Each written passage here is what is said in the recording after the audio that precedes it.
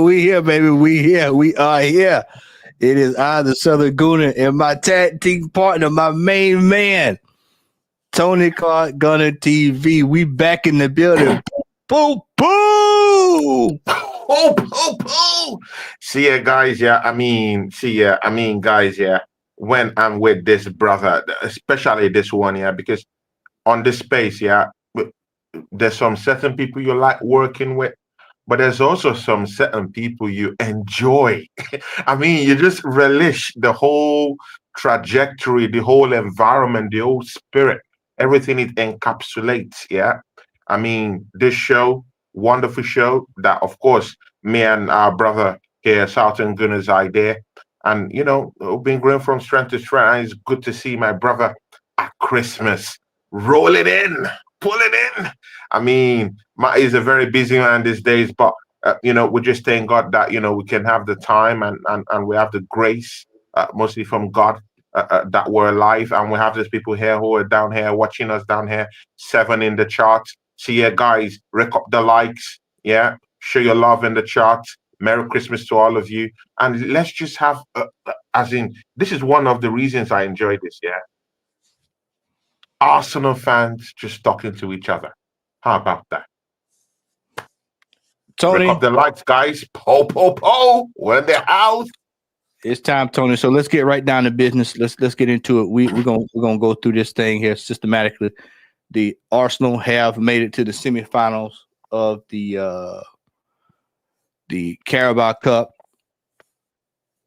I think now the question is, and we know we're playing Newcastle. The question now is that's being floated around is if this manager wins this Carabao Cup, would that be enough to keep him in the seat? Would that be enough to keep him in the seat, Tony? That's what the discussions are being had. For me,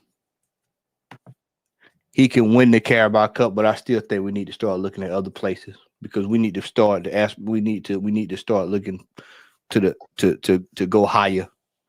I think Tony, had this manager came into the job and taking this cup seriously from the start, I think that would have actually given him the pattern that he needed. Yeah. But the fact that now you're leaving it late, it's like if your girlfriend want to run out on you, and all of a sudden you want to go buy roses to keep her. You kind of just left it at the last second. That ain't gonna do no good. It ain't enough Johnny Gill in the world to keep her there. So I think that if he wins that Carabao Cup, I think that he needs to. Well, we still got to qualify. We still got to get to the final. That's the first thing. Let's call it. Keep it going. Exactly. That's what I wanted to say. I wanted to counter you on that. I wanted to tell you, hey, Marty, let's give it a buck. Too early. It's too early for that conversation.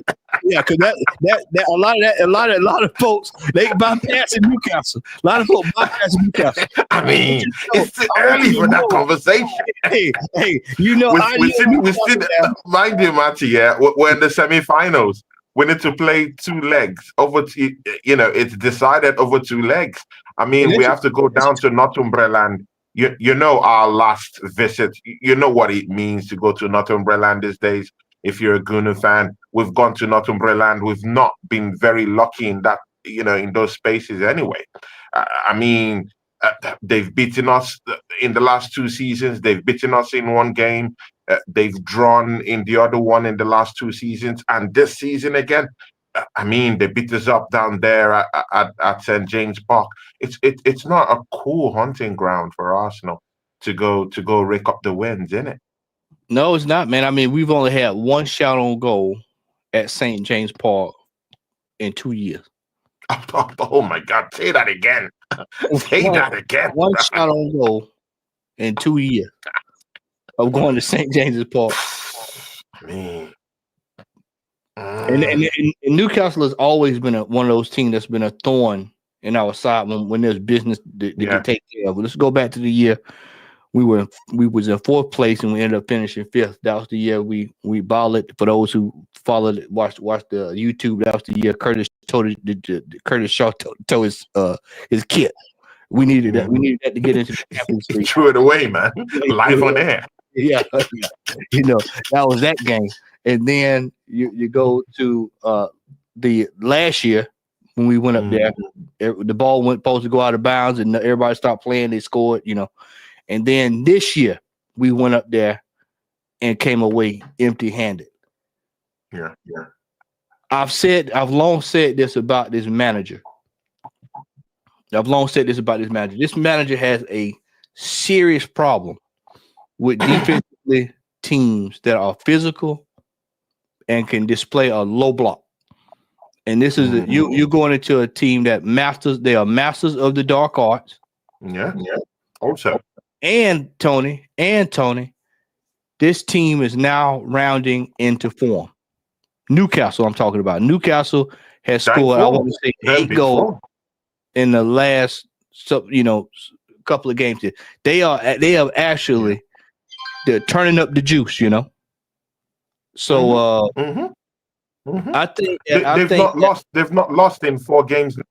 I mean, their last loss came against that horrible loss to Brentford.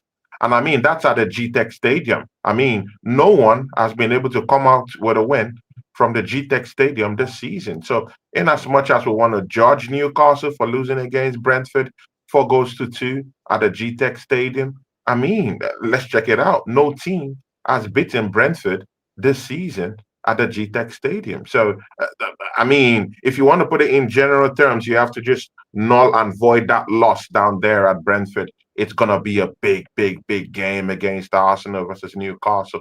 And again, Marty, I think we're also throwing away the fact that they have their Italian henchman in the middle of the park called Tonali, who's back. And I mean, there was a goal he scored against, I think he scored a goal against, if I'm not wrong, against Leicester City. One bolter from from the middle of the park. Oh my days. Tonali's back.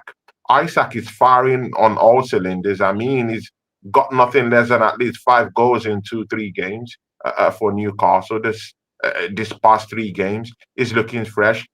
Guimaraes, I mean, has come back to form again. Is looking good. I mean, it might just be too early to just overlook or celebrate that we got the easier opponent in terms of hiding away from Liverpool. I mean, it's crunch time. You have to start facing the bigger teams in the park, and Newcastle represents that. If our Arsenal fans, I'll just tone it down a bit. Yeah, it's good to know that we're in the semi-finals. Yeah, good and okay, but it's far from over. There's a whole lot to do, and again, it comes to the area of: do you trust this manager to do what it takes to get us to the finals of the Carabao Cup? It's one thing to get into the semi-finals. It's played over 2 legs, but again, we did see at least an iota similarities of this manager, of what he has actually been doing in this competition in the last one that we just qualified from.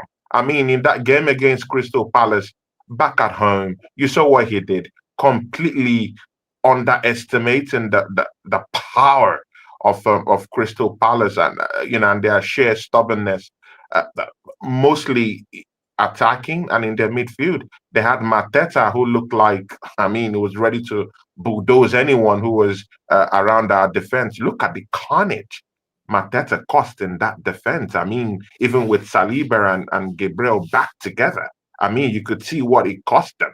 So this manager, in the first place in that game, in that quarterfinal game in the Carabao Cup, you saw what he did, bringing in the youth. I mean, that's a cup game. You shouldn't disrespect that. I don't have a problem in you using the youth, but why not bring out your bigger guns, allow the bigger guns play, and when the bigger guns can get it moving, and then you go for the younger guns who could come out and help out and conjure magic. But right now, he has already condemned the confidence levels of Waneri. I don't know if you saw that, but I mean, bringing Waneri into that a matchup in the Carabao Cup. It's a quarterfinal. It's also a London derby, and you bring in that kid with Jorginho with him. I mean, the midfield was drab. It wasn't really looking good. We had nothing going on well at all for us. Our defense was in shambles. Kivio doesn't know how to defend. He's proven that time and time again without number. Even if I still think that Mikel Arteta hasn't really contributed to his growth at all, and right now, I know we're talking all about Bukayo Saka's injury, but will this manager do the right thing and fix the players in the right positions to play in that game against Newcastle come on the 7th of January, which is when we have that match. Lots of matches will be piled up, and mind you, the Champions League will be back by then too. So to be a very, very wary one for us, man. I don't know what you think. Yeah, I think that it's going. I think this month starting on Friday, I think it's going to be chaotic. I just think that we're going to have a lot thrown our way. Mhm. Back to the Newcastle fixtures, I just think that he has no choice but to play the big guns because he has to win this competition. He has to win this Mhm. because we're in the semifinal, which means therefore you need to be competing to get to the final. So for Mhm. me, it's not even up for debate on if we're taking that serious. He has to take this serious to get there. Mhm. This Mhm. man needs to he for his sake, as they say, for his name's sake, he needs to be taking this serious against Newcastle. So if he's smart, if he's smart, he's gonna play. There's no way you're gonna go into that team against a Newcastle team because Newcastle coming full strength, Tony. They're going to play their full They're strength coming team. full strength. Both They're legs. coming full strength. They're Yeah. coming to win, bro. They're not coming there Mhm. to lollygag and grab ass. They're coming there to play football. So I expect us to put out there a competent squad that can get the job done. If he comes out there, playing kids and lollygagging, then we're gonna have some serious discussion. He pissed this if he pissed this cup away this year, we're gonna have some serious discussions. Some I mean, serious I, discussions. I mean, yeah. See, Marty, you talked about Mikel Arteta's name. I mean, this has gone beyond his name. I mean, Marty, me and you have talked about this time and time without number. This manager has spent close to nearly £800 million. I mean, assembling his own team. I mean, let's don't act as if this is an Emery team. This is his own team. His own idea, his own imagination. He coupled this team up. I mean, and he has also splashed the cash while coupling this team up. This is a Mikel Arteta team. So, I think this goes beyond his name. This is a fight for his career. I mean, let's go back to last week where this manager was having a press conference and he was, talking to journalists. And of course, in the press conference, you're also addressing the fan base also, because that's where we get our news from. Yeah. And this manager said something. They asked him about trophies. Again, Matty, yeah, when you say this manager should win this trophy, yeah, at least he should be winning the Carabao Cup. This is what comes to my mind. Yeah. And I would explain it to you. This manager was asked, you're coming to the 5th year of your reign at Arsenal Football Club, and you've only been able to get only one trophy. The journalist didn't even finish. This manager cut that conversation off and said, "You know what? Yeah, that's a lie. I've actually won more than one cup in this football club." And it took us back to the two Community Shield is won in this football club. I mean, guys in the charts, let that sink in. Mikel Arteta, your manager, your coach, referenced two titles, yeah, in the Community Shield.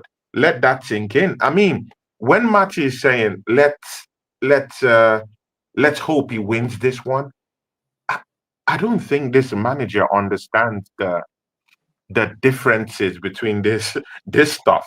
You're telling him to win. You're telling him to win the Carabao Cup. The man has already said he has won the Community Shield. I mean, this manager lacks respect for cup games. And it is what we've been seeing time and time again. This manager disrespects completely, tears the garment. He shocks us every year, every season. Matty, don't be surprised that this guy might not field the right guys to play in that semi-final in the Newcastle game. I don't see. Yeah, I don't think this manager respects the Carabao Cup. I don't think so. A clear example, because we Gunner fans, yeah, we think we know it all. I mean, just look at what he did in that quarterfinal. Look at what he did in the quarterfinal. If not that he brought in Odegaard and brought in the cavalry to actually salvage what happened in that matchup later on, and the players got him over the line, me and you won't sit down here and have this hope. I mean, guys, hope. Does that ring a bell? You know what, Tony? Hope. Does that ring a bell to what Marty always says, guys? Hope. Does that ring a bell? The hope. I mean, Matty, man. I mean, you've done lots of legendary streams, man, but I mean, nothing beats that hope strategy. I mean, I've had to go back to that show lots of times to just chime in, listen to it again and again. The content of that show, you could actually play them back again, and you get almost the same kind of feel. As in, you can be in that same kind of environment and experience on facial value. What Matty said, hope strategy. We're always hoping. Mikel Arteta is always hoping for people to come bail him out. Let's just hope this manager believes in the January transfer window that someone or some certain players can be able to be available to come and bail him out, because with the demise of Bukayo Saka, I know we'll talk about that later on, Matty. There's fire in the mountain. There's fire in the mountain right now. So let's segue away from the Carabao Cup fixture, because we'll be talking about this again in the next month or so. Let's move on to some good news. There is some good news. Jesus has found his scoring boots. It is actually quite refreshing to see him actually scoring goals again. Now, how long is this going to last? We don't know. So therefore, we must enjoy it while we can. But it's good to see Jesus back scoring and looking a little bit more confident. This past weekend, he put 2 in, and during the Carabao Cup, he put in 3, 5, 2 in the league and 3 in the cup. And so, Tony, what do you think? Do you think we should just ride Jesus since he's the informed striker? Do you think the manager's going to go revert back to type, and he's going to be moving him out to the left and moving players around and trying to suit Kai Havertz going back to midfield? I mean, going back to the strike. What do you think? Because we've got a lot of games coming up here. Do you think he's going to lock in and say, you know what, let's keep Jesus where he needs to be, and he's informed and just stick with him? Or do you see him going back to meddling with the team? Matty, do we even need to answer that question? The manager has already meddled with the team already. I mean, Kai Havertz in the middle of the park. I mean, Matty, lots of stinkers. Yeah, this manager have dished out to us in the midfield, mostly with his combinations. But again, man, he did the same thing trying to accommodate Kai Havertz. Again, I have no problem with him trying to accommodate Kai Havertz. Yeah, Kai Havertz is Arsenal's highest goal scorer. I mean, in his own right. I mean, you have to, field your best players. Yeah, your best players are the ones that have gotten you over the line. Yeah, you definitely have to do that. But again, bringing him to a place where he's had lots of stinkers last season, and last season, lots of stinkers in the middle of the park until when we deployed him majorly, to that striking position where he has actually found a little bit of joy, a little bit of rhythm. And this manager pulls him away, pulls him back just to try and accommodate Gabriel Jesus in that number 9 position. I mean, this manager, yeah. I mean, why not just use one of them? He has already started tinkering with the whole harmony in the team. Give you another example. Thomas Partey. best midfielder at the start of the season. And I mean, 2, 3 games away, that game against Everton sits him out in the game. I mean, takes our most advanced midfielder, senior midfielder, informed midfielder in Thomas Partey and tucks him in at right back position. I mean, we know it's in the wheelhouse of this manager to kind of like just, toss about the players. He doesn't know his starting 11. To be very sincere with you, this manager doesn't have a clue about his starting 11. If he understands his starting 11, he would know that, oh, Kai Havertz have dished out a lot of stinkers in the middle of the park. To be very sincere with you, Kai Havertz didn't really have a stinker in the last game. Let's be very frank. I saw him win balls. I saw him just get in on those passes. But again, he wasn't adventurous in any of those advancements. It's just get the ball and kind of like pass it in a very in a very calm way.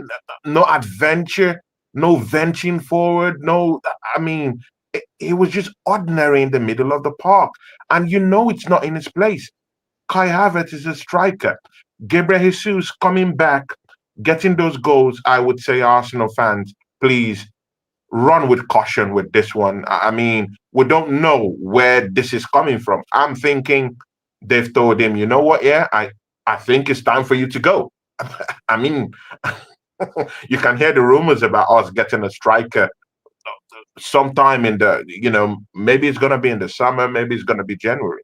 Jesus knows and understands that he's living on a ticking time bomb right here. He knows that.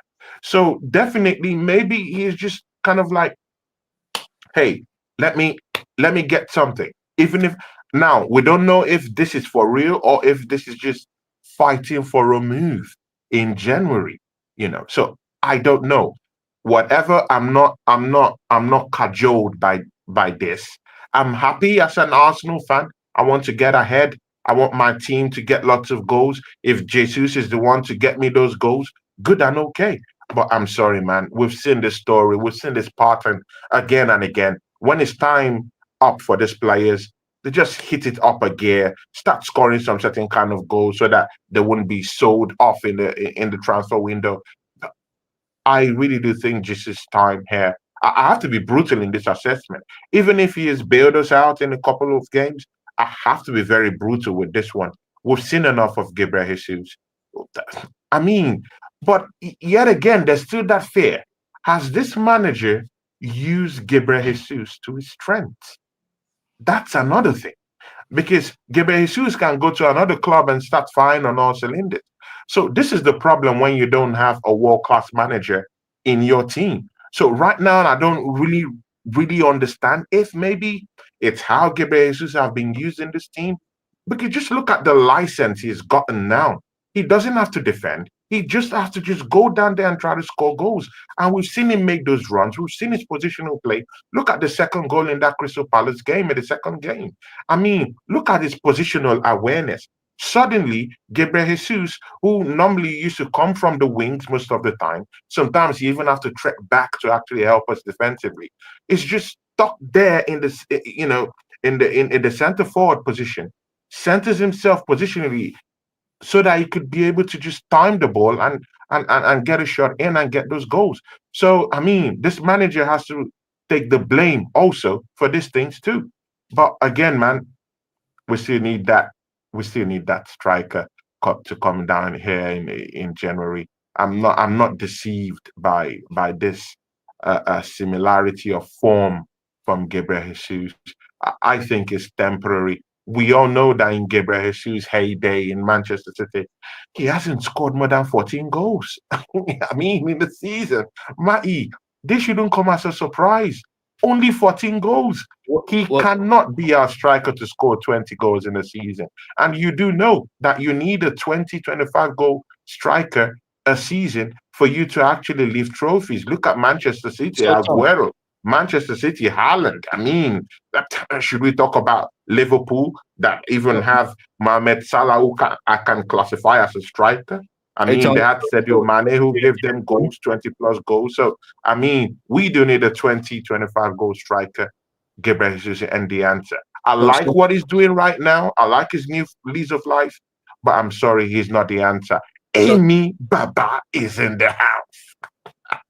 He so, says, so, "Yeah, I need we, I need we should move on, Jesus in January. With his present form, it might be easy to get a shooter and bring in a potent striker. Po, po, po.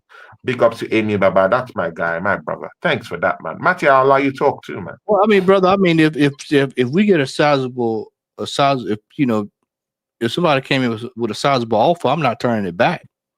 We can go, start this process of getting sorted out because, as you stated, I think the problem with Jesus is going to be consistency, and we have a track record of that with him. Right now, he's on form, but when we get to February, March, April, May, when it really counts, Yeah. What happened? Is he going to have that same form against Newcastle? See, that these are Mm. questions that will he be able to put these goals in against Newcastle? I think, for me personally, I think we're at a stage now where if and if you ask me to be honest with you, I don't think we're going to do anything in January unless we get another injury. I mentioned this on the podcast with Lee and the guys just a few minutes ago. I said if it works this way where we basically have Saka out, which we'll get ready to come down a little bit, Saka out for an extended period, and we get another injury. Let's say Jesus gets injured. Let's say Martinelli or somebody gets injured. Then I think we may go and get a loan, and that's just bargain basement alone. I don't think we're doing anything, and unless somebody comes in with an astronomical offer for Jesus, I'm talking like big time money. I don't see him moving anywhere. We're gonna probably have him for the rest of the year. They'll reassess in January. So I don't I see mean, him. I've heard of a couple of swap deals in the pipeline. I've He ain't heard going. that He ain't going. Newcastle might demand Jesus for Isaac. I've also heard that Vlahovic in No, Italy he ain't wants coming. to come down to Arsenal in No, this January transfer window.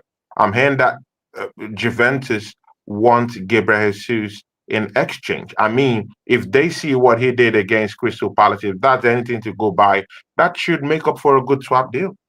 you know what I'm hearing, Tony? I'm hearing nothing because it ain't happening. Ain't happening. That's what I'm hearing. I'm hearing zero, zilch. It ain't happening. Dusan Vlahovic is not coming to this team. Isak, that will be entertained in the. So there's no way Isak is coming in January and they get ready to play us in the Carabao Cup. There's no absolute way. No, No. you can activate his clause. I mean, you can activate his on a clause. I mean, with 100 million, you can get him I ain't spending off Newcastle's million. hand. He has a clause, a When his £100 million I ain't clause. spending 100 million. We've bought Declan Rice with 100 million. I In mean, why can't we do the January. same with Isaac? No, just like I know, Tony. Stop setting yourself up for failure. We're not putting up no 100 million for no Isak in January. And man, please, they would run him out of that if we activated that clause and got him in January. Man, it'd be riots up there in Newcastle. No, that ain't happening, man. If we were to get him, we're going to have to sell some players. We got to sell before we buy. So I'm not even. That's why I say I'm not even entertaining January for me, unless it's something major. And even then, it's probably gonna be a loan. And knowing how ass backwards this football club is, it wouldn't surprise me that it'd be Marcus Rashford they bring in. I wouldn't be surprised one lick if Marcus Rashford showed up at Arsenal in January on loan. So let's pause with that. Let's pause with that, Matty, because I was having this chat with the folks down there in Sarcasm TV about Marcus Rashford. I mean, no Arsenal, including me. I don't want that guy in this football club. But again, like you said, we are not getting anyone in the January transfer window. You know that for sure. We as Arsenal fans, yeah, we have the scars to show for that. We have the evidence to show for that. Even in the summer, I highly doubt it because even this manager has said it for himself in the conference. He doesn't think that Victor Gyökeres is a natural finisher. This is one of the most sought after strikers in the whole of the planet. And this manager doesn't think is a natural finisher. He said it in his press conference. The manager has told you. So I highly doubt it that this manager wants to go for a striker. This is what I'm saying. Rashford. I'm hearing that Rashford, this is the truth. I've heard it from some of my people from the football club that Rashford is a big, big, big time possibility to come into the football club by January. And this has been ushered by his agent. His agents have been very, very persistent. This is what I've been hearing. Yeah. And I'm hearing that they're ready to go on a serious pay cut to allow their clients to come in and just have a new lease of life. What they're saying is that he needs a new environment to step onto and get things going. People are saying that, oh, he was shit at Manchester United. Yeah, I totally get that. But again, we're not getting any striker in it. So if there's anyone that's clear to come in, I mean, to come and help us out, win a trophy or something like that, let's get the help. But again, I know Arsenal fans won't go for that too. So, I mean, then we can just stay, with no striker to come help us out. Let's just allow everything crash and burn. There's no even need qualifying for the finals of the Carabao Cup because, I mean, what's the striker that will take us there? There's none. I'll tell you what. Marcus Rashford, as Kenny Ken said, if Marcus Rashford couldn't get it up for Manchester United, then what the hell make you think you're gonna get it up for Arsenal? We have become. You said it last year. You tired of being a pensioners club. You tired of being a club for old pensioners. Rashford, I think, is probably going. Personally, if you ask my opinion, he's probably going to end up going to France. More likely, he's going to probably wind up going to France. I can see him at PSG. I can easily see him at PSG somewhere like that. I don't think he's going to come here, but that's a textbook Arteta move. Matty, don't be surprised. I said January, Rashford will be here. I'm telling you. I mean, I have heavy evidence about that, but again, I will just keep my mouth shut because I don't need to open my mouth and talk about it here. But seriously, I'm hearing about this Rashford thing, and it might happen.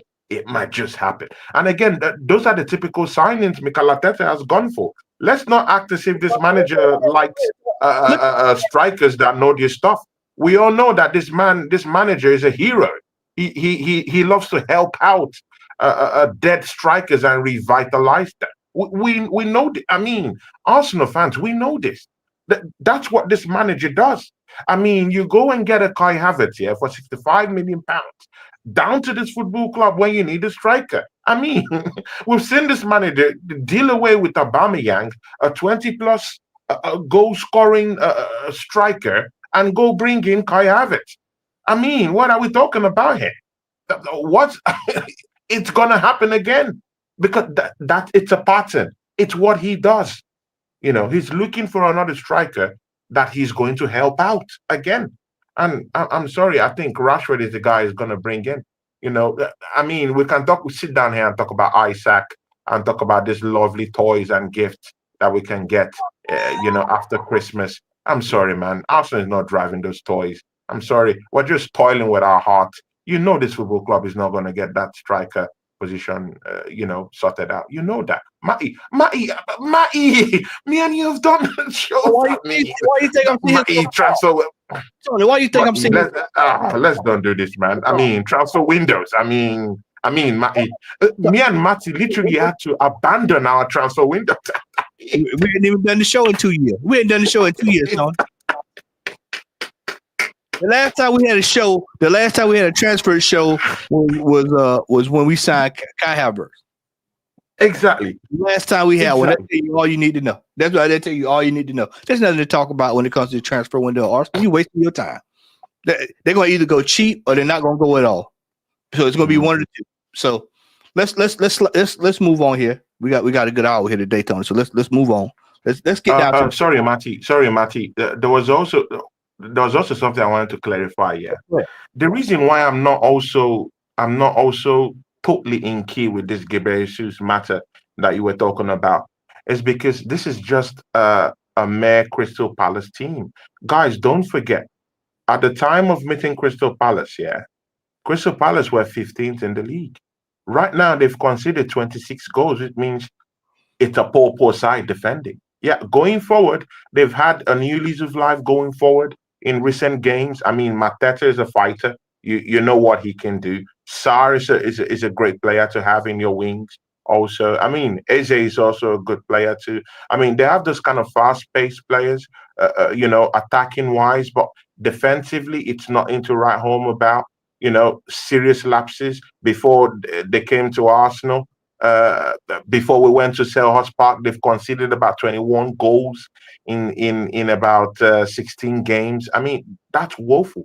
So if Gabriel Jesus is scoring against a woeful, poor Crystal Palace side, yeah, 5 goals in both of those games. I mean, in the Carabao Cup and in the league. I mean, let's don't take it to heart, too easily. Let's wait until we face the Tottenhams, until we face the Bournemouths, until we face the Liverpools. Let's wait until we see what happens with this kind of games before we judge Gabriel Jesus' form. I mean, we can't just judge his form based on scoring against Crystal Palace, these minnows who are deeply rooted in 17th right now in the league and have conceded a whooping 26 goals in 17 games. I mean, let's not allow that fact fly that Crystal Palace isn't a good team defensively. They don't know how to position themselves. They were just roaming like headless chickens. Hence, Arsenal scoring a five. I mean, at Selhurst Park. Let's see what Gabriel Jesus does or achieves in the next 2-3 games, so that we can really ascertain if this guy is really the deal, or maybe let's just understand. Let's get clarity on this Gabriel Jesus thing in the coming games. I'm not really. I'm not buoyed yet. I'm not deceived by this last 2 games because of the form defensively of Crystal Palace. Let me let's go ahead and put this on the table. Like I said, we're gonna be here for an hour today, so we'll go ahead and get this because this is probably gonna eat up most of the show. Word came down today, but Bukayo Saka, who was injured this past weekend, word in the street, they're saying 6 to 8 weeks.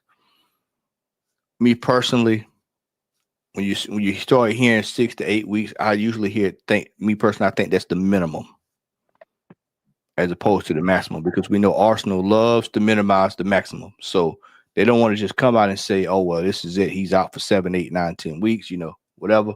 Most of the season. Nobody knows the grade. We probably will never know the grade tear of the actual injury.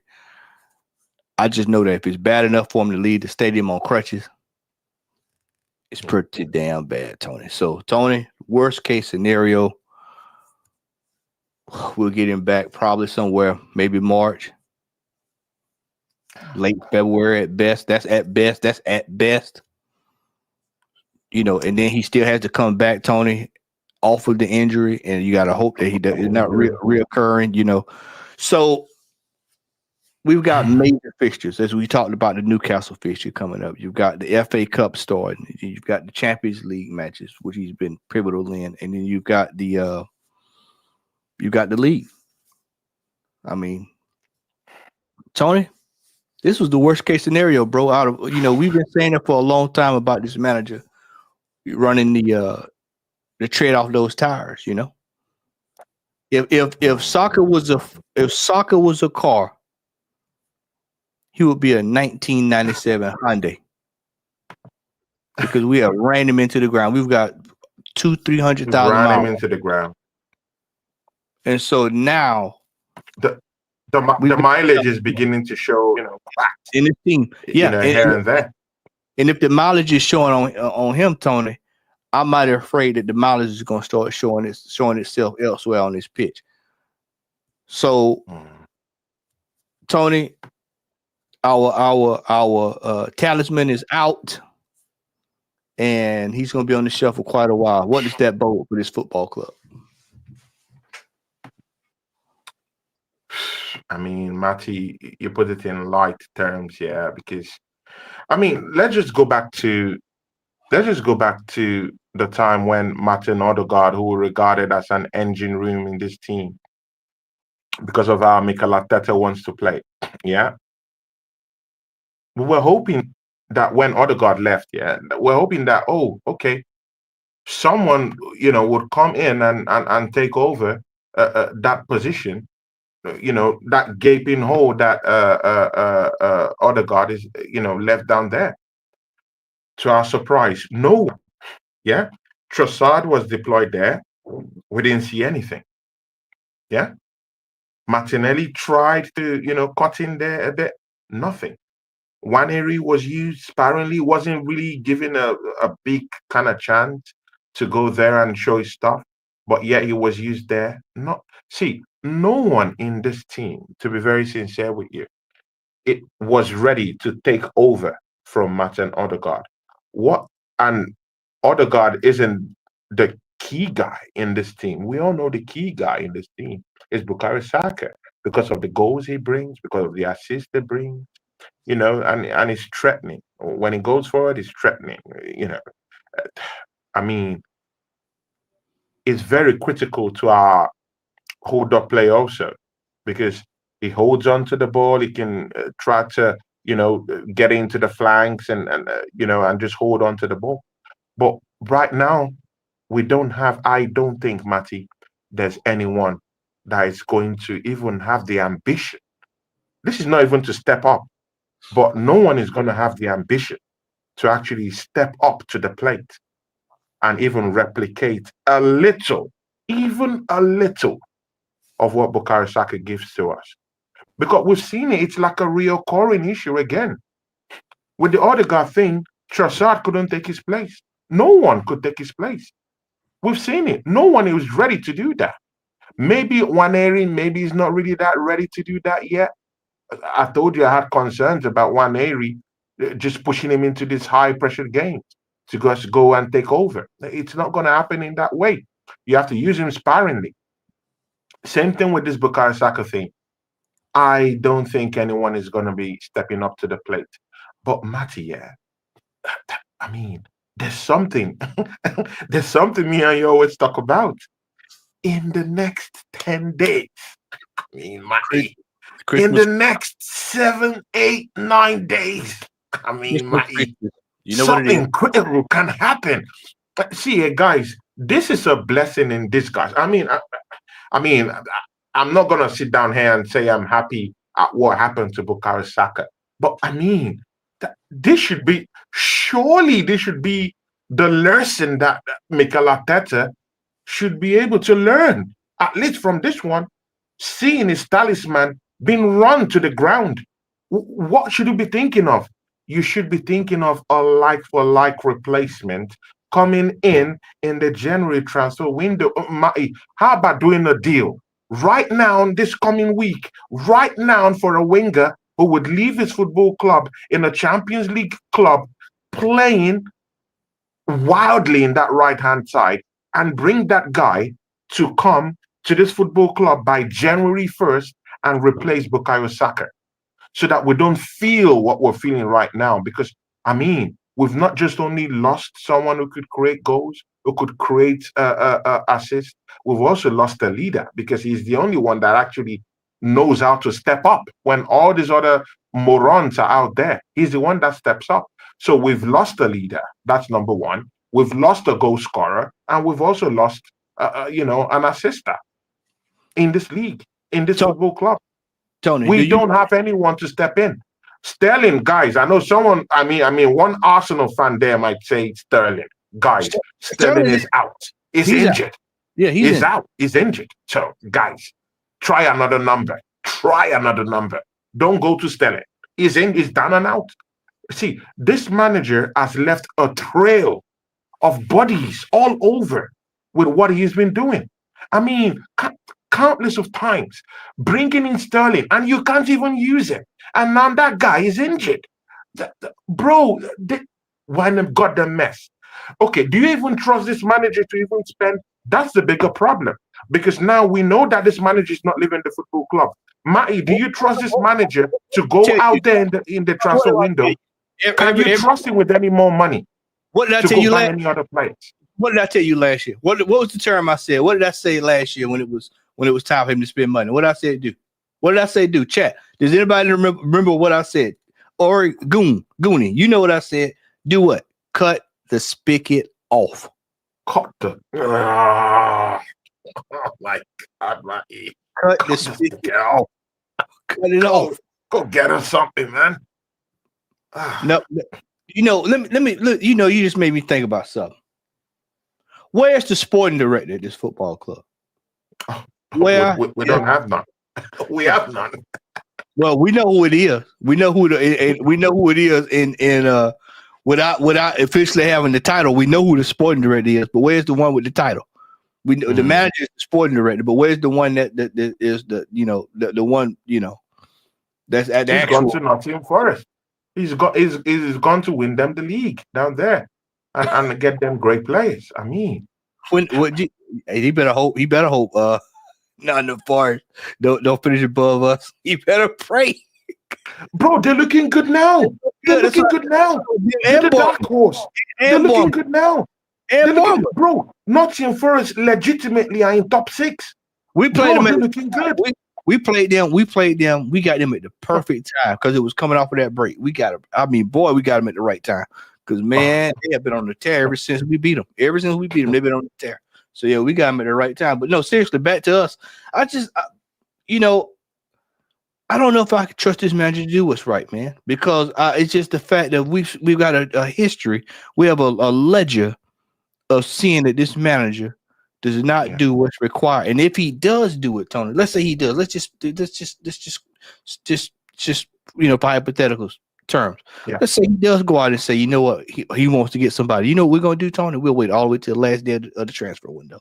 By that time, all your games played, everything's done. Because this football club is what, Tony?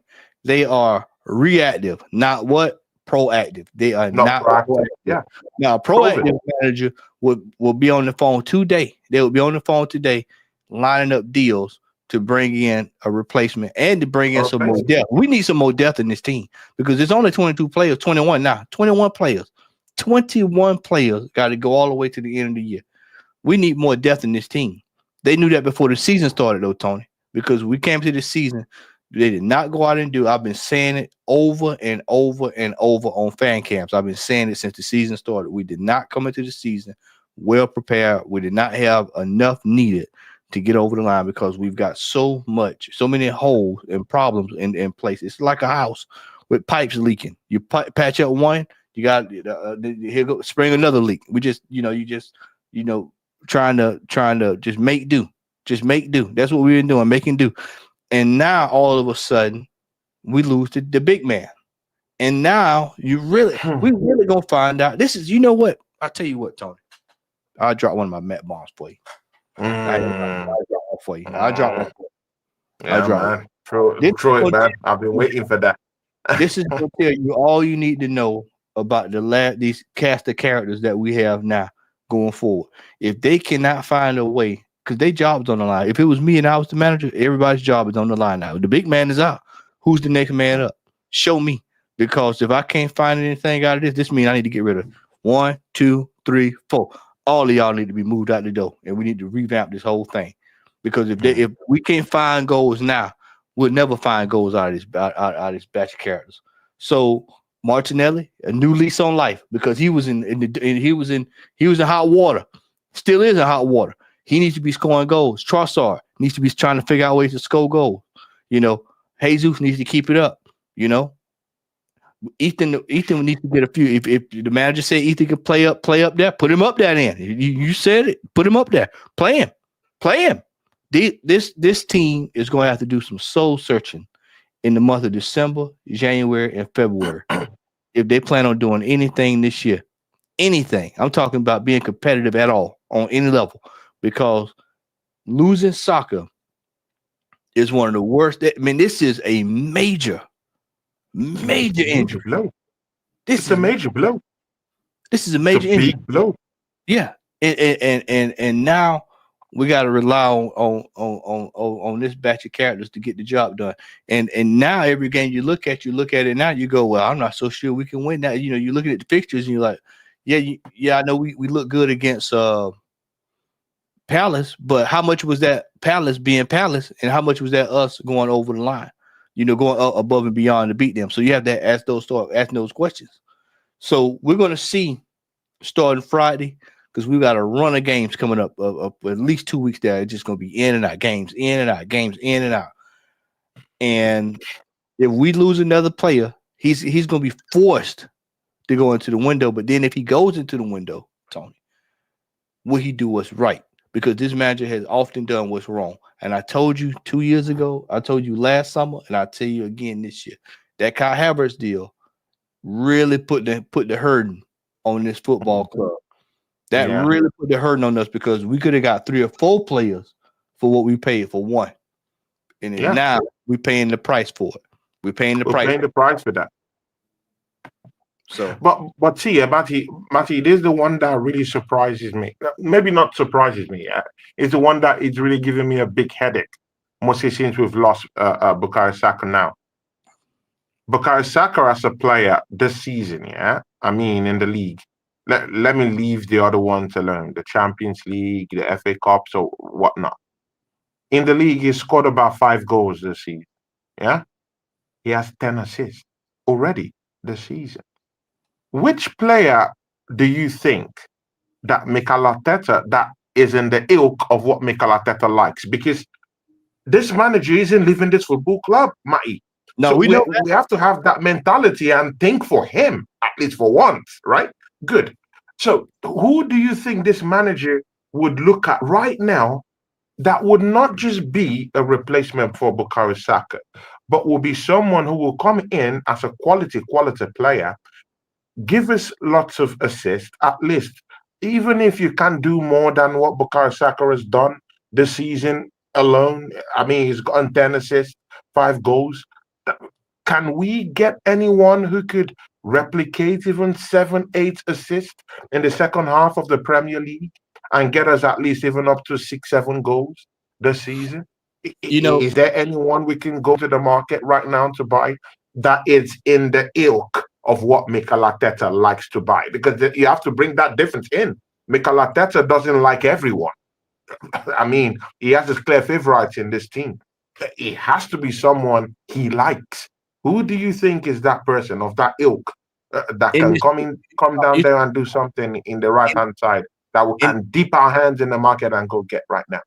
You're talking about go bring in a player, or are you talking about a player that's on the bench? You talking about go bring in a player? Bro, who do we have on the bench? I don't trust any player on the bench, to be frank with you.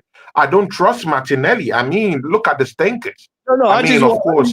Hold on, Tony. So Gooners will laugh and be very happy with what he did. You know, he scored a goal in the last match. That's what they were at. But I mean, I'm going by overall.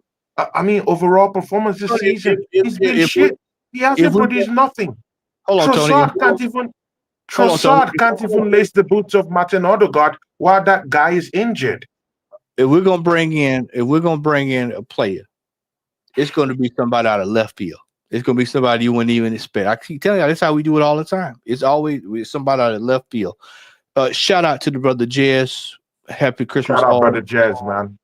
Merry Christmas. Brother. Enjoy chatting with you over on Leeds, man. Make sure y'all go subscribe to Jez, Arsenal History, and more. I quite frankly, man, at this stage, I can't. In Eros, shout out to Eros, man. He just nailed it. That's far as it's gonna be a yes man. It's gonna be somebody young. It's gonna be somebody. It's gonna be somebody that he can quote unquote mold. It's gonna be what he wants. It's not gonna be what everybody else wants. Somebody say, "Let's go out and get the best available." It's not gonna be the best available. It's not gonna be the best available. That's what I'm saying. It's gonna be someone who Mikel Arteta likes, and he's not living the football club either. Yeah, it's gonna be a stopgap. And what's gonna happen within a year or two? You're gonna eventually need to go out and get the actual product itself. For me personally, so Matty, you've not answered that question. Who do you bring that is in the ilk of Mikel Arteta's likeness? I'm going to tell you. I mean, and please don't go to Kudus, because we all know he doesn't like Kudus. Let's not even go there. Are you ready?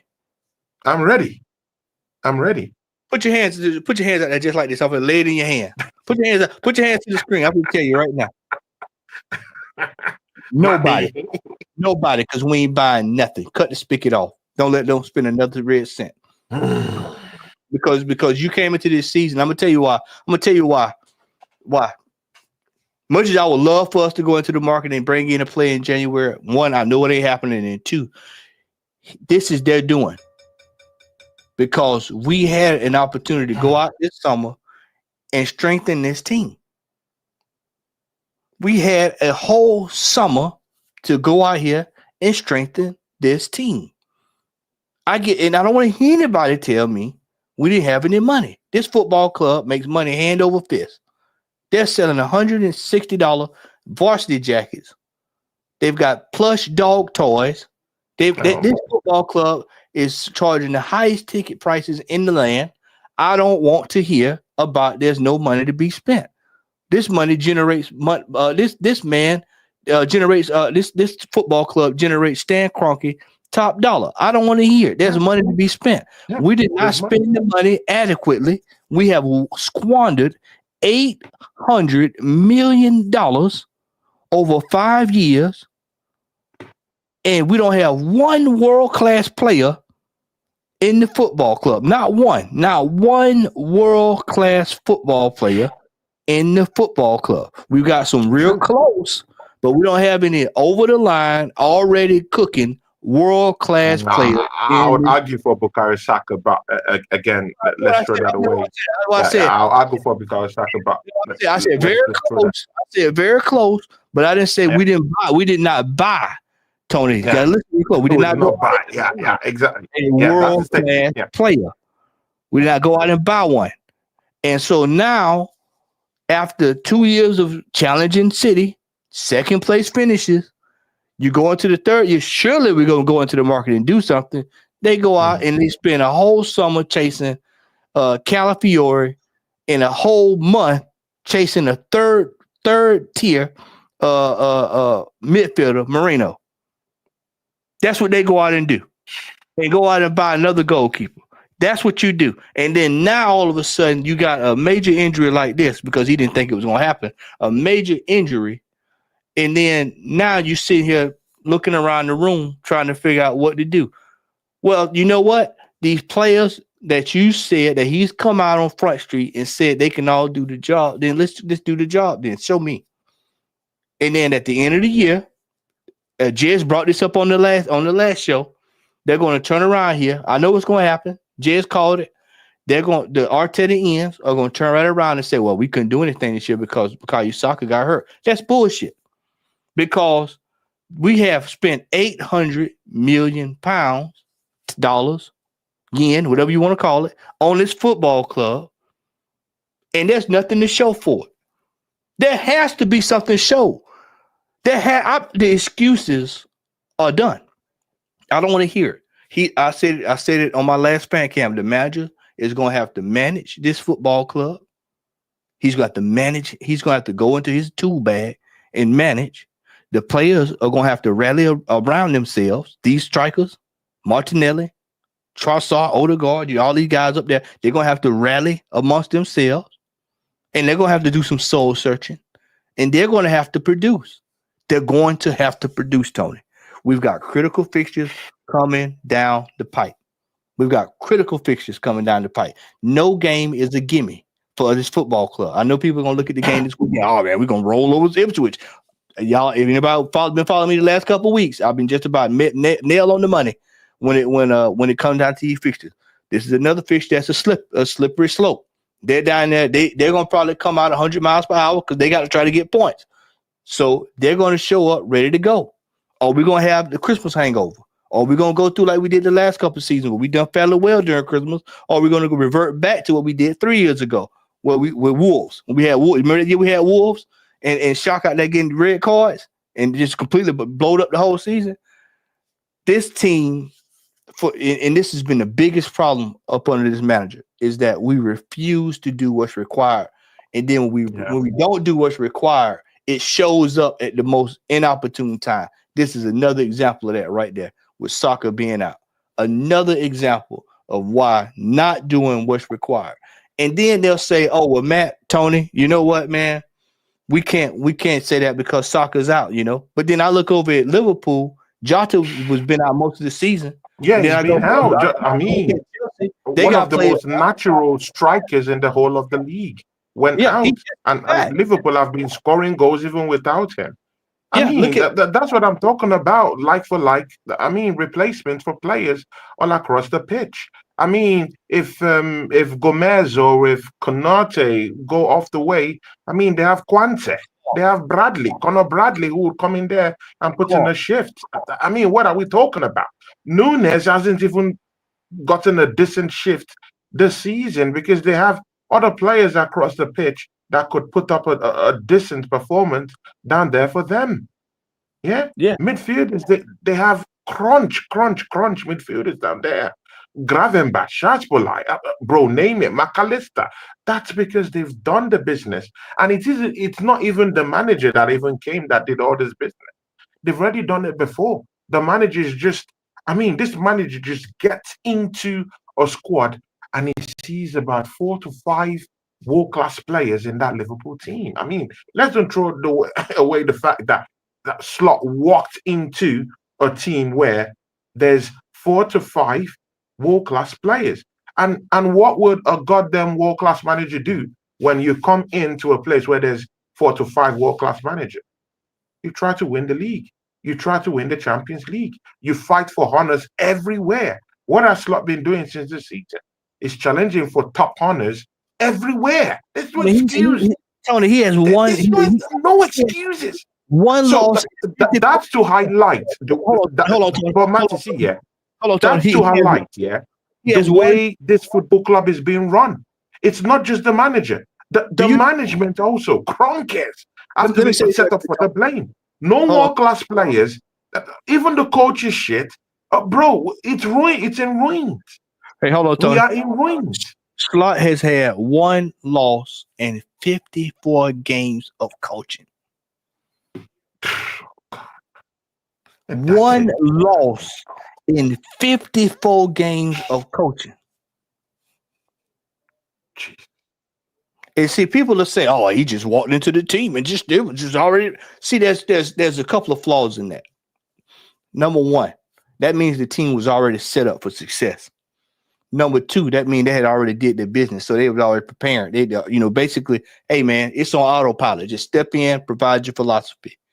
Number three, he came in. He said, "You know what? We don't have to play wild and crazy." What you saw yesterday, if they want to turn it up on you, they can turn it up on you if they want to. They can turn it up easily. Yeah, easily. It's quick. Just like that. It's just like that. If we need to do it, we'll do it. If we don't have to do it, it is what it is. We'll take the 2-1 and we'll go home. That's what you've been seeing. This is what a manager who's been with the team in less than 7 months. 7 months. We've got one. This is 2 years away from 7 years. And this is why I said, when you look at the situation we're in, Tony, we refuse Edu and Arteta, especially Arteta, because we know most of this go through him. This is why I said, for me, I'm going to be watching Nottingham Forest's transfer business starting in January all the way through, because I want to see what type of players they're bringing in. I want to see what's going on over there, because then that's going to tell you all you need to know about what was going on at this football. That's going to be the big telling. The telling, if they end up over there with 2 or 3 players that's top echelon, and we still doing the same old, then you know who the mole is. You know who the mole was. So this whole thing that we're dealing with Saka, this falls at the feet of one Mikel Arteta, because this manager did not go out there, and as you stated, and as Lee stated, and as Kenny stated, as Bance, Lion Tech, you can just go down the list. Northside, just the list of people have said did not go out and go get a like for like replacement. In our fan base, until our fan base starts demanding like for like replacements, the fan base en masse. Everybody, that means everybody, me, you, everybody stands up and say, where is the replacement for when this kind of stuff happens? And until that happens, we're not getting anything. They're going to give you the least of these. They're going to give you what Tiny Tim gets on Christmas. Y'all know what Tiny Tim gets for Christmas. He gets something that falls to the floor. That's what we'll get. We'll get just that, because that's what the fan base tolerates. And until this fan base decides that they want to go ahead and wants the absolute best, we demand world class players. We demand players that are challenging each other for their spots in the team. We demand players that can take somebody's position. If they give it up, they lose it. If the player, some player, Tony, you want to have players in your team that if the player get hurt, he's still trying to play because he might not get his job back. That's the kind of players you need in this team. And we refuse to do that. And so when these kind of situations pop up, we find ourselves longing for players. But again, which kind of players can we go get right now? I mean, it's easy. It's easy to say, go get these world-class players, go get them in, go bring them in. I know. Which team will be willing to part with, the world-class players and allow them to come down to Arsenal in January? I mean, we've got into these positions in a long time before. It's a long time coming. Which football clubs will be willing to let us go get their hard hitters? Tony, let me ask you this question. For those positions, I'm talking of in that striking position and on Bukayo Saka's place. I mean, a viable one. Chat, y'all watch this now. Watch the look on Tony's face when I say this, chat. Y'all watch this. I'm gonna hit him. Boy, this is gonna be painful. My is gonna drop the bombs right now, guys. I just can't wait. Yeah. Tony, I take your question and I raise you one. What world-class player can Mikel Arteta convince to come to this football club? Oh my days, bro, this manager has no pool.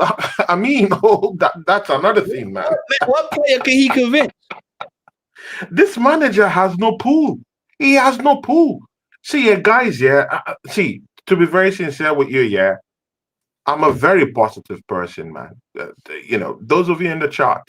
But I mean, you can't keep supporting this criminality. I mean, you can't continue supporting this criminality being perpetuated by Mikel Arteta and his cohort. I mean, our best players just dropped down. No single person is going. We know it. We as Arsenal fans, absolutely, exactly. Aces says it. Aces, simple words. Bring up that chat. Bring it. Simple. It's absolutely no. Oh God. Oh, no. That's what I said. Oh Jesus Christ! This has been the problem. Oh Jesus! This has been the problem. I miss you, man. Absolutely nobody is willing to take up the reins. This has been the problem. Day one. This has been the root. When you talk about the root of a problem, surely you can get one. Surely in 5 years you can convince one world-class player to come to your team. One, at least one. One. None. No one. Nobody. This manager is either Tony. That's only down to two things, Tony. That's down to two things, Tony. That's either one he can't or two he won't. It's one of the two. Pick one. It's one of those two. And even, but Matty, even if you give the manager the money, even if you give him the resources, we don't even trust the. I mean, see, at least you have to trust the goddamn manager you're giving the money to go spend out there, right? Yeah, you have to trust the manager. This manager doesn't even deem Victor Gyökeres to be a natural finisher. How do I trust that same manager to go out there and bring in a striker in the ilk of anyone who could get a 25, 30 goals in a season? Make it make sense. We're now in a conundrum. This is why I said, Tony, that this whole situation with Saka, I know there's going to be a lot of people saying go into the market, go look and go get it and everything like that. But the reality of the situation is it's probably best to let this play out the way it is. So that way, if it don't work out, his hand is forced. Because we're at a point now, Tony, where you can't keep going. Oh well, this team, most of these players, Tony, have been playing with him for the last 4 years outside of Trossard and Rice. These are his players, and Jesus. I think Jesus has been here with 3. So I mean, the shoe's gonna have to fall this year. He's gonna have to coach. I said that on my last fan cast. He's gonna have to coach. This is what he wanted. I told you I've been saying it over and over and over that this team we came into the season unprepared, and now it's showing up again. Jed said at the beginning of the year. I keep saying it. Jed said right there. It was the second or third week in August. He said, "Fellas, I feel like we're 2 players away from capitulation. We're right there. One player is down now. We're down again. One major starters is down. Another one, we're in trouble. What if it's Saliba this time? Oh my dude. At least we've seen that Kivior doesn't have the cojones to come down there and replace any one of them. I mean, this manager, that's why I said he's left a trail of bodies all over, failures all over the pitch. You went in to bring Raheem Sterling, brought into this football club. The guy doesn't even play games. You don't even want to use the player you went to bring in. And now that same player is injured. Make this make sense. You brought in Kivior to this football club. His length, nothing. Absolutely useless. Only the blame. Bro, I mean, Trossard has looked bad throughout. I mean, Martinelli has looked worse. You've turned Martinelli from a 15-goal scorer to a trashy player who doesn't want to even utilize his only talent, which is pace. Have you noticed that Martinelli doesn't even use his pace no more? He ain't got it because of them injuries. He it's washed. Tony, he doesn't even use pace no more. Tony, it's finished. A lot of this manager is a big problem. We need to get him out of this football club. But he's not going anywhere anyway. Not only the manager, Tony. This season, fans need to start turning their head to one Stanley Kroenke. I'm gonna start calling him Stanley until people need to start looking at Stanley problem, and start asking him, what are you trying to do here? Are you just concerned about your money? And if you are, then just say that. I'm just worried about my pocketbook. All right, cool. We know what it's saying. I know how much energy to put towards this team. But if you want to be successful, I mean, hell, I seen the energy y'all have with these Rams. Them sorry ass Rams out there. Sorry for the Rams fans in the chat. But I see what the energy is out there. I see what the energy is with them sorry ass Nuggets. But what's the deal? This is Arsenal Football Club. Been around a little bit longer. So I mean, it is what it is. We're gonna find out. But like I said, there's enough blame to go around for everybody. This year, we're gonna see this match. This match is gonna have to coach the next 2 months. He's gonna have to do it. He's gonna have to find a way to do it, and it remains to be seen. Let's put it like that. It remains to be seen. Tony, Matty, man. I mean, I was talking to Darren Sullivan. I mean, he's an Arsenal fan. You guys know I mean, those guys in my channel, they know I like Darren Sullivan. I mean, he comes with his own punch too. And me and him were talking offline. I mean, I posted something on Facebook and he sent me a message and he chatted me up and he said, "Hey, you know what? Yeah, I'll be looking at that Bournemouth manager." I mean. I mean, my antennas.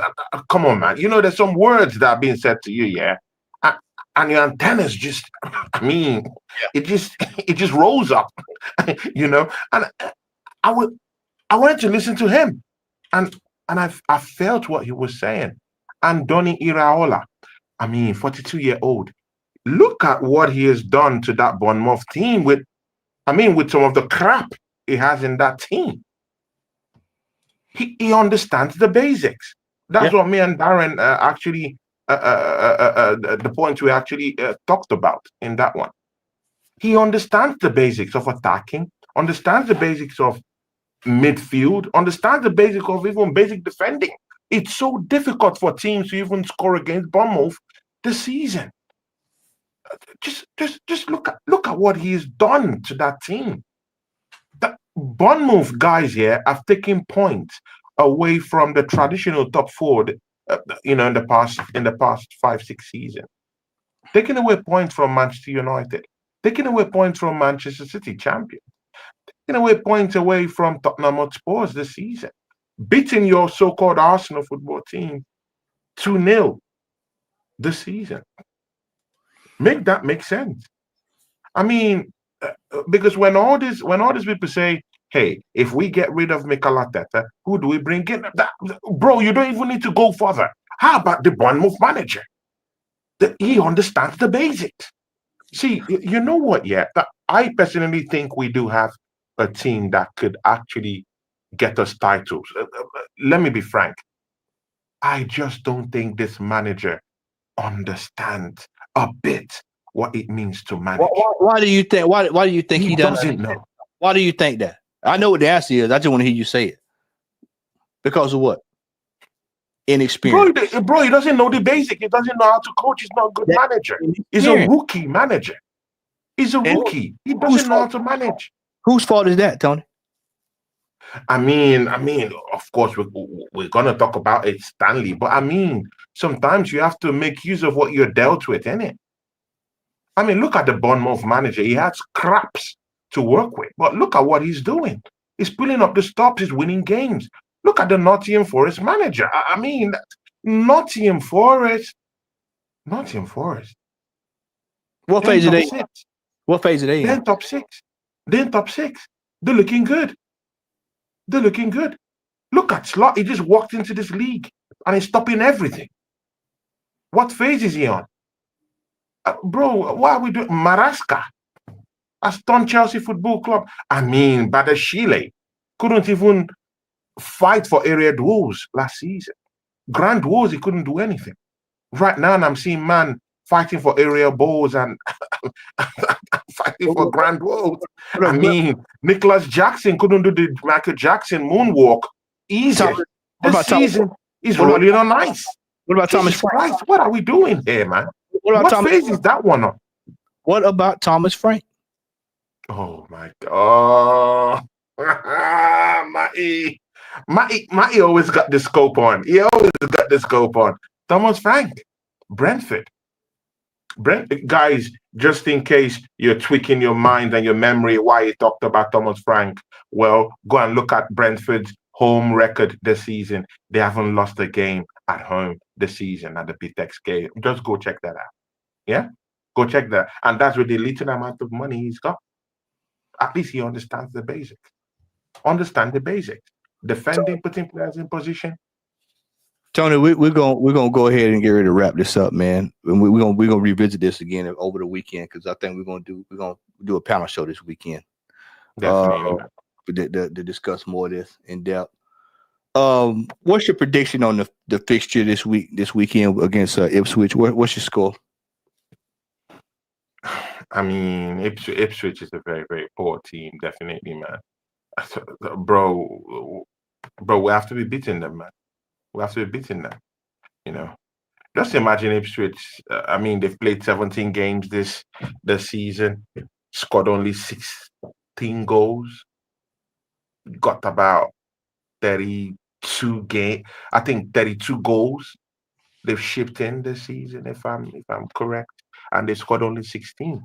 So it's a poor side. They don't know how to defend. They only left with 12 points this season out of 17. They're 19th in the league. I mean, it has all the hallmarks of a very shitty team. I mean, Arsenal have also shown that we could actually go away from home, at least with this game right now that we've just gotten at Selhurst Park, which is a very, very difficult place to go to. You know, we can go down there to Portland Road and garner 3 points. That's for sure. If we're not getting 3 points away from Ipswich without Bukayo Saka, I mean, just throw the team away. I mean, it's garbage. It's total garbage. I mean, just sell the club. I mean, if we can go to Portland Road, yeah, and get 3 points, I mean, just sell the goddamn team. What are we doing here? Yeah. I mean, we're gonna get 3 points. It might not be easy. They might make it hard work. Give me a score. Without Bukayo Saka, man, I think that's a big shock for this team. let me just say we can round that up with a 3-1 win. 3-1. It's gonna Okay. be a hard fought 3-1 win. But I'm because of that team, they don't know how to defend. I've watched Ipswich a couple of times this season. Look at what Tottenham Hotspurs did to them, man. Completely. And Tottenham is a shitty, shitty team. Look at what they did to them. I mean, Ipswich, they can't defend. They're horrible defending. They can't defend. They've shipped in 32 goals. Make that make sense this season, man. The way they concede, they just pass the ball to the opponents to score goals. That's how bad they are. So if Arsenal isn't getting this win comfortably against Ipswich, then we have to start, we have to start reconsidering all our positions. I mean, in every other positions of winning titles this season, in any way. I'm So going I'm going 2-1. 3-1, I'm going 2-1. 2-1. Oh, even lesser. Okay. I'm going 2-1, and I'm going to go. We'll get the second goal midway through the second half. It's going to be a very tightly contested game. But tightly, I mean, it's a poor side, man. It's a poor. They can't withstand pressure. And we're They away from can't home. withstand pressure. And we're away from home. I mean, in their home games this season, they've been poor. I don't think they've won. I don't think they've won. What about Luton Town last year? What about Luton Town last year? Remember that? I mean, Ipswich have lost almost all their games at home this season. Almost. In fact, in their last 6 games, I think the only win that they've gotten is against Wolves, and that was away from home. So even their last win, they even come as a home game win. What's on Wednesday? What's Wednesday? What day is Wednesday? Wednesday is Christmas or so, right? That means Santa Claus. Santa Claus Arsenal is coming to town. Tidings of great joy. If any team can get you off the snide when you're struggling, guess who pulls up the town? How many times have we seen that? This team at the bottom of the table. You remember Southampton? Huh? You remember Southampton? 1-0. We needed that win to get over the line. You remember that? Yeah, man. Hey, you can never. The evidence is there. Stand heavy on the Arsenal fixture, man. You can never do that. Never stand heavy on the win. But I'll say we'll win 2-1. It's gonna be ugly. And it's like I stated with the guys earlier. This season, for the rest of this season, get ready for car crash football for the rest of this year. It's gonna be wild until it's gonna be wild. It's gonna be wild because our talisman who could help us get those goals and those assists isn't there. And again, but Matty, just before we go, who do you think we can be able to use out of the bunch we have? It's got to be Jesus. It's got to be Jesus, Tony. He's the one that's in full. You got to hope for the best. Pray for the worst, but hope for the best. Pray for the worst. No, but he just started. Again, isn't that sending him back to the doldrums again? You put him as a central striker. Tony, that's all he got to do. He scored 5 goals in 2 games. So Tony, why should we return him back to the wings? Tony, we should allow him playing that number 9 position where he has found a new lease of life and started scoring goals. No, I'm saying we return him back to the right wing? I'm sorry. I misunderstood you. Put Martinelli over there. He's right-footed. Put him over there. That's all you got to work with, brother. When you go to the toolbox and you see a screwdriver in a wrench, that's all you, and that's the only thing in the box. That's all you got to work with. That's all you got. All we got is a screwdriver, a Phillips head screwdriver, and a wrench. That's all that's in the toolbox. Guess what you got to do? Work with what you got. There's no hammer to be seen. That's all you got to work with. This is why I said the magic. Hey, right there, Adam. Shout out to you before we go, Adam. Right there. That's it. Fixed bench. And with that, Tony, tell the people where they can find you at, brother. See, guys, me and Matty just rounding up another episode of the 2 Henchmen. See, guys, this is just me and Matty. We serve you guys classics. Me and Matty has been doing this for a while now, and again, the January transfer window will be opening again. So you have a taste of this one because me and Matty have to hold these people, into account in this January transfer window. I mean, we know nothing will happen, but still, let's just see if they have the decency, any iota of responsibility left, in their hearts. So, we'll be doing some transfer shows this January. And, guys, come support me. See, guys, Mai, Jezza, all these guys, they can't do it alone. They can't do it alone. Uh, they need other people to help them out. I mean, the Lees, they can't do it alone. I mean, you need other people to help out. I mean, to be very sincere with you guys, I'm quite a very, very positive gooner. I love to see areas where Arsenal could get wins and lift a trophy because I'm starving of a trophy. But again, I use common sense. When I see something is going wrong, I have the temerity, I have the right to say, hey, this is not going well. I don't like how this is going. I need players. I need the manager to fix up. I'm that kind of guy. There's clearly no agendas with me. I just want to see what's going on. If it's a win, we're happy. If it's not a win, someone has to take responsibility for that. So I have this channel called Tony Clark Gunner TV. Please, guys, everyone who is down here, come and show me some love down there on the channel. I'm myself. I have my own goddamn opinions. No one hands their opinions to me. I'm a clearly opinionated person, and clearly the people I want on my channel are people that have opinions.